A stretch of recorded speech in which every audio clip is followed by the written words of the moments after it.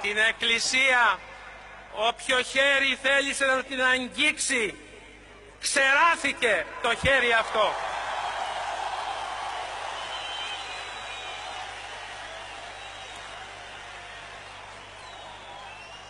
Την Ελλάδα θέλουν να την κάνουν να προσποιείται τον άθεο για να φαίνεται δήθεν εξυγχρονισμένη και προοδευτική.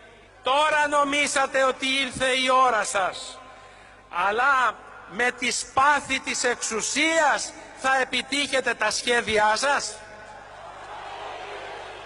Είστε γελασμένοι, είστε νυχτωμένοι. Σας το επαναλαμβάνω, θα μείνετε και πάλι μόνοι σας. Ο λαός δεν σας ακολουθεί. Γιατί αντιστέκεται στα σχέδιά σας όλος ο άλλος ελληνικός λαός. Θέλετε να ακούσετε τι έχουν στο μυαλό τους και τι προγραμματίζουνε και σχεδιάζουνε. Ακούστε λοιπόν.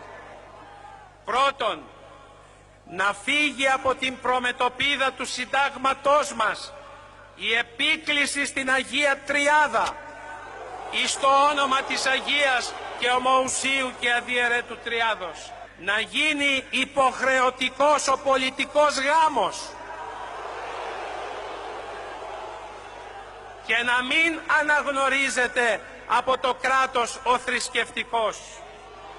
Να μην ορκίζεται στο Ευαγγέλιο ούτε η κυβέρνηση, ούτε η Βουλή, ούτε ο πρόεδρος της Δημοκρατίας. Θα αφαιρεθεί από τους κοντούς των σημαίων ο Τίμιος Σταυρός. Ίσως θα αλλάξει και η σημαία μας επειδή έχει το Σταυρό επάνω. Βλέπουνε το Σταυρό και δαιμονίζονται. Λες και ο Σταυρός έβλαψε αυτόν τον τόπο.